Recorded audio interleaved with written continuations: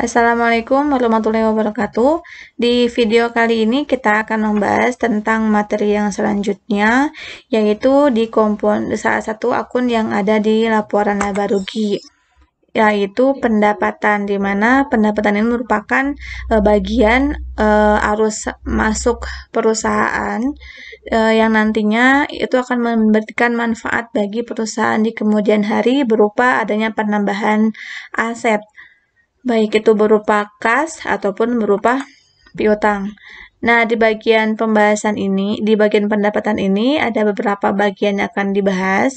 Ada 8 bagian uh, yang akan kita bahas. Yang pertama yaitu definisi, yang kedua pengukuran dan pengakuan pendapatan, yang ketiga pendapatan penjualan barang, yang keempat, pendapatan jasa. Yang kelima, pendapatan itu berasal dari bunga, royalti, dan dividen.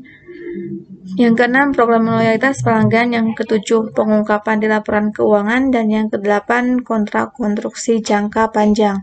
Nah, jika sebelumnya kita hanya mengetahui bahwa pendapatan, atau kita baru mengetahui bahwa pendapatan itu diperolehnya dari transaksi jual barang saja, atau jual jasa saja. Tidak hanya dari itu saja, ternyata banyak banget jenis pendapatan yang menjadi sumber penambahan dana bagi perusahaan atau bagi entitas.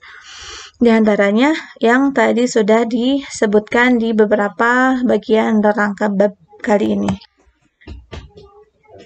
Ya, masuk ke bagian yang pertama terkait dengan definisi pendapatan itu sendiri.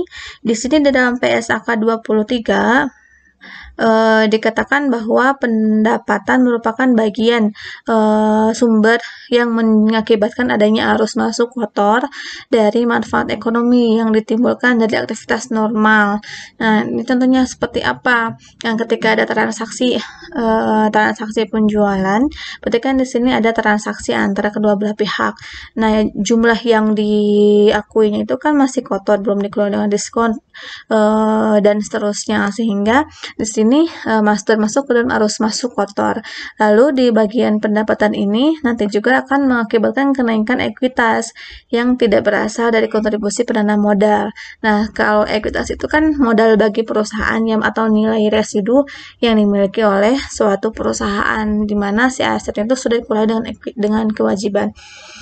Nah, jika penanam modal tidak menambahkan modalnya kepada suatu entitas, maka jumlah ekuitas tidak akan bertambah. Nah, salah satu bagian yang bisa menambahkan atau meningkatkan jumlah ekuitas yaitu dengan adanya pendapatan. Lalu kenapa ini pendapatannya merupakan salah bagian yang penting yang harus kita pahami?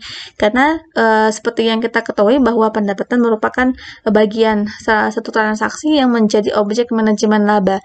Nah, manajemen laba itu apa sih? Nah, manajemen laba itu di mana si perusahaan bisa menggunakan kebijakan akuntansi yang sudah diatur di standar akuntansi keuangan, namun penggunaan kebijakan tersebut itu ditujukan untuk tujuan khusus tertentu. Nah, tujuannya itu bisa menuju ke tujuan yang positif, juga bisa menuju ke yang negatif, tergantung niat dari si penyusunnya. Nah, namun manajemen laba itu, jadi si perusahaan bisa melaksanakan hal tersebut dengan mengakui bagian dari transaksi yang berhubungan dengan pendapatan. Nah, kenapa pendapatan itu merupakan objek dari manajemen laba? Karena pendapatan itu kan menunjukkan kinerja perusahaan dalam suatu periode. Logikanya, jika pendapatannya itu semakin meningkat, otomatis perusahaan kinerjanya bagus nih, penjualannya tinggi semakin sini. Tapi di sisi lain kita harus mengetahui jumlah kenaikan pendapatan dari periode ke periode itu diiringi dengan adanya peningkatan kas atau tidak. Sedangkan jenis pendapatan itu kan tidak semuanya tunai, ada juga yang secara kredit. Sehingga kalau sepertinya si perusahaan mengakui semua transaksi pendapatan yang pendapatan tunai dan non tunai, tapi tidak tepat pengakuannya, maka itu bisa menjadi salah satu bagian dari manajemen laba. Sehingga kita harus mengetahui kapan pendapatan itu diakui dan kapan pendapatan itu belum diakui sebagai pendapatan. Karena pendapatan yang jangan dulu diakui sebagai pendapatan itu seharusnya masuk ke bagian kewajiban. Nah, untuk lebih rincinya itu akan dibahas di bagian poin-poin pembahasan selanjutnya. Nah, di sini ada income di laporan di income statement itu kan ada beberapa sumber penambahan pendanaan bagi entitas. Nah, untuk income sendiri kebagi menjadi dua. Yang pertama ada revenue, yang kedua ada gain. Nah, perbedaan antara kedua transaksi ini, jika revenue yang berhubungan dengan aktivitas normal yang biasa dirasakan oleh perusahaan, seperti kalau perusahaannya bergerak di bidang jasa, berarti aktivitas normalnya atau kegiatan operasi normalnya itu melaksanakan jual beli jasa. Kalau sepertinya ada penyewaan ada penjualan barang dari mobil yang tidak terpakai, itu kan keuntungan yang diperoleh dari penjualan mobil tersebut bukan termasuk ke dalam revenue, karena penjualan barang itu bukan merupakan aktivitas normal si perusahaan jasa tersebut. Nah, berbeda dengan gain. Kalau gain itu arus masuk yang diterima oleh perusahaan, tapi sumber transaksinya bukan berasal dari aktivitas normal, melainkan dari aktivitas non operasional, seperti kita menyimpan tabungan, ada pendapatan bunga. Nah, bunga itu masuknya ke maaf, kalau bunga itu kan rutin ya, berarti masuknya ke revenue. Nah, kalau untuk gain, itu contohnya kayak yang tadi, penjualan tanah yang kita jarang melaksanakan, tiba-tiba ketika ada tanah yang tidak terpakai dan kita butuh uang, maka kita menjual tanah yang kita miliki. Nah, proses penjualan tanah yang nantinya itu akan mendapatkan keuntungannya itu akan diakui sebagai gain. Nah, masuk ke bagian yang kedua terkait dengan pengukuran dan pengakuan pendapatan. Di sini kita yang membahas yang pertama dulu berkaitan dengan pengukuran. Nah, kalau kita melaksanakan transaksi jual beli atau kita mau mempunyai barang lalu ingin dijual kepada orang lain, nah harga yang kita akui atas penjualan tersebut sesuai dengan harga wajarnya, sesuai dengan harga yang berlaku di pasarannya. Contohnya kita mempunyai mobil 10 juta, nilai bukunya 10 juta, lalu pas ditawarkan di pasaran harganya 15 juta, maka yang diakui sebagai harga jualnya itu 15 juta. Karena pengukuran pendapatan diukur berdasarkan nilai wajar. Lalu yang kedua, pengukuran nilai wajar ini lebih rincinya diatur di dalam PSAK 68.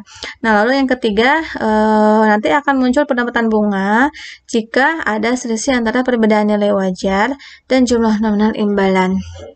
Itu jika berhubungan dengan penjualan cicilan atau penjualan berangsur, biasanya akan dibahasnya di akuntansi keuangan lanjutan. Lalu yang selanjutnya untuk contoh pengukuran penjualan yang tadi, ini ada penjualan dengan diskon. Dengan kasusnya PT Bigi menjual barang kepada konsumen dengan ketentuan diskon sebesar 2% jika penjualan dilakukan senilai 1 juta pada periode 1 Januari sampai 31 Desember. Jadi ceritanya ini si penjual akan menetapkan diskon kepada pembeli jika pembeli itu mampu melakukan atau mampu membeli barangnya senilai 100 juta selama 1 tahun. Nah, kalau sepertinya tidak mencapai 1 juta, maka diskon tersebut tidak berlaku. Nah, ternyata sampai tanggal 31 Oktober penjualan telah mencapai 90 juta. Oh, logikanya ini ke 1 sampai Oktober saja udah 90 juta. Berarti masih ada waktu November Desember. Kemungkinan ini akan terjadi penjualan melebihi target itu 1 juta. Berarti asumsi kita selaku penjual penjualan yang kita laksanakan kepada si konsumen ini itu akan dikenakan diskon karena melihat dari data historis sampai bulan Oktober tersebut. Nah, untuk pengakuan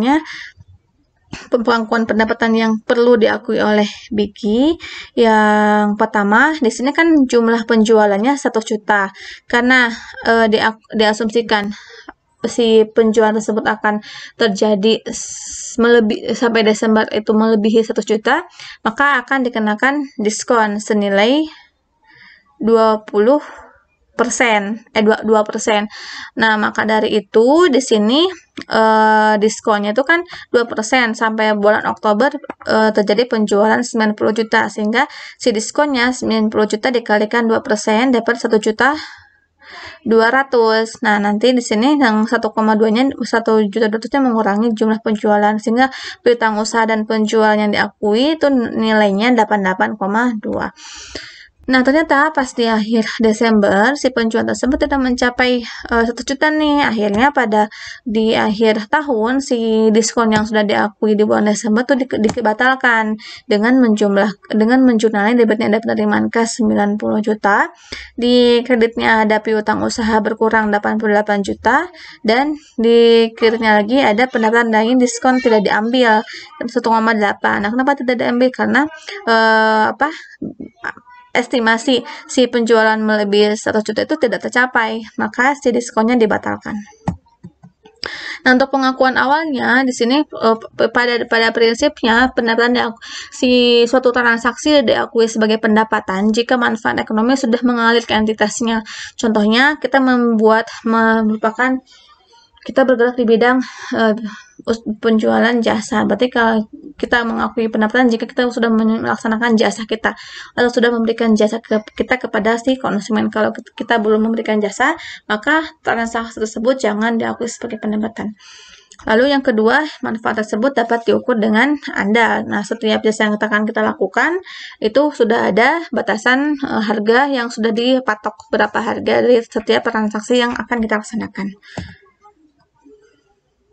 Nah, untuk pengakuan pendapatan di sini selain tadi kita baru mengenal penjualan dari persediaan, Nah, ada beberapa klasifikasi pengakuan pendapatan berdasarkan sifat transaksinya.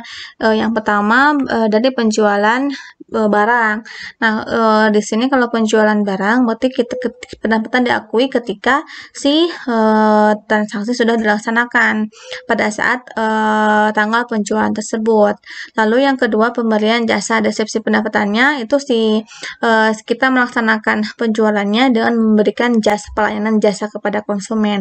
Maka untuk pengakuan pendapatannya ketika kita sudah melaksanakan atau menuntaskan jasa yang seharusnya kita laksanakan ke konsumen. Yang ketiga, tipe transaksi perizinan penggunaan aset. Jadi seperti menyewakan mobil, menyewakan motor, menyewa rumah, itu kan perizinan penggunaan aset. Nah, untuknya ini pendapatan dari bunga sewa dan royalti. Nah, untuk pengakuannya seiring waktu atau saat aset digunakan. Kalau sepertinya aset tersebut belum digunakan, maka kita tidak boleh mengakui sebagai pendapatan. Yang terakhir, penjualan aset selain dari persediaan. Seperti yang tadi, kalau kita tiba-tiba butuh uang, terus kita menjual tanah, maka penjualan tanah tersebut kita akui sebagai pendapatan, tapi nominal sebagai gain ya. Waktu pengakuannya pada saat penjual tersebut dijual, pada saat tanah tersebut dijual. Nah, untuk kapan kita harus mengakui pendapatannya ada terbagi menjadi 3. Bisa di sebelum penyerahan barang dan jasa. Contohnya kita sudah melaksanakan pesanan nih, ada yang pesan sepatu 10, harganya 100.000, berarti kan jika sudah selesai maka si harga jual atas sepatu tersebut kita akui sebagai pendapatan meskipun kita belum menyerahkan barangnya. Lalu yang kedua, si pengakuan pendapatannya bisa diakui pada saat barang atau jasa selesai tapi belum diserahkan ke pembeli. Yang ketiga, pengakuan pendapatan setelah penyerahan barang atau jasa. Nah, ini bisa juga berlaku ketika penerapan FOB shipping point dan FOB shipping destination. Kalau FOB shipping point, kita mengakui penjualan ketika kita sudah mengeluarkan barang tersebut dari gudang dan mau dikirimkan ke pembeli. Tapi kalau destination, kita mengakui ada penjualan ketika barang tersebut sudah sampai ke pembeli.